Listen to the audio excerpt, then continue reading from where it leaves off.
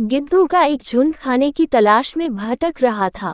उड़ते उड़ते वे एक टापू पे पहुंच गए। वो जगह उनके लिए स्वर्ग के समान थी।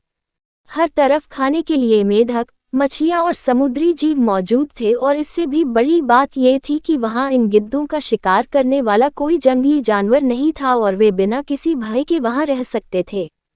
युवा गिद्ध कुछ ज्यादा ही उत्साहित थे। उनमें से एक बोला, वाह, मजा आ गया। अब तो मैं यहाँ से कहीं नहीं जाने वाला। यहाँ तो बिना किसी मेहनत के ही हमें बैठे बैठे खाने को मिल रहा है। बाकी गिद्ध भी उसकी हाँ में हाँ मिला खुशी से झूमने लगे। सबके दिन मौज मस्ती में बीत रहे थे, लेकिन झुंड का सबसे बूढ़ा गिद्ध इससे खुश नहीं था। एक दिन अपनी चिंता जाहिर करते हुए वो बोला, भाइयों, हम गिद्ध हैं। हमें हमारी ऊंची उड़ान और अचूक वार करने की ताकत के लिए जाना जाता है। पर जब से हम यहाँ आए हैं हर कोई आराम तलब हो गया है। ऊंची उड़ान तो दूर, ज्यादातर गिद्ध तो कई महीनों से उड़े तक नहीं है, और आसानी से मिलने वाले भोजन की वजह से अब हम सब शिकार करना भी भूल रहे हैं। ये हमारे भविष्य के लिए अच्छा नहीं है। मैंने फैसला किया है कि मैं इस टापू को छोड़ वापस उन पुराने जंगलों में लौट जाऊंगा। अगर मेरे साथ कोई चलना चाहे तो चल सकता है। बूढ़े गिद्ध की बात सुन बाकी गिद्ध हंसने लगे। किसी ने उसे पागल कहा तो कोई उसे मूर्ख की उपाधि देने लगा। बेचारा बूढ़ा गिद्ध अकेले ही वापस लौट गया। समय बीता। कुछ वर्षों बाद बूढ़े गिद्ध ने सोचा, न जाने मैं अब कितने दिन जीवित रहूं, क्यों न एक बार चलकर अपने पुराने साथियों से मिल लिया जाए। लंबी यात्रा के बाद जब वो टापू पे पहुंचा तो वहां का दृश्य भयावह था। ज्यादातर गिद्ध मारे जा चुके थे और जो बचे थे वे बुरी तरह घायल थे। ये कैसे हो गया? बूढ़े गिद्ध ने पूछा।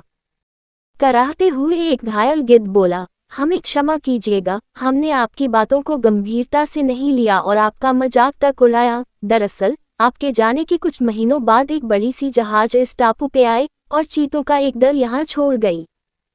चीतों ने पहले तो हम पर हमला नहीं किया, पर जैसे ही उन्हें पता चला कि हम सब न ऊंचा उड़ सकते हैं और न अपने पंजों से हमला कर सकते हैं, उन्होंने हमें खाना शुरू कर दिया। अब हमारी आबादी खत्म होने की कगार पर है। बस हम जैसे कुछ घायल गिद्ध ही जिंदा बचे हैं। बूढ़ा गिद्ध उन्हें देखकर बस अफसोस कर सकता था। वो वापस जंगलों की तरफ उड़ चला। दोस्तों, अगर हम अपनी किसी शक्ति का यूज नहीं करते तो धीरे धीरे हम उसे लूज कर देते हैं। फॉर इंस्टेंस, अगर हम अपने ब्रेन का यूज नहीं करते तो उसकी शार्पनेस घटती जाती है। अगर हम अपनी मसल्स का यूज नहीं करते तो उनकी ताकत घट जाती है। इसी तरह अगर हम अपनी स्किल्स को पॉलिश नहीं करते तो हमारी काम करने की एफिशिएंसी कम होती जाती है। तेजी से बदलती इस दुनिया में हमें खुद को बदलाव के लिए तैयार रखना चाहिए। पर बहुत बार हम अपनी करंट जॉब या बिजनेस में इतने कंफर्टेबल हो जाते हैं कि बदलाव के बारे में सोचते ही नहीं और अपने अंदर कोई नई स्किल्स ऐड नहीं करते।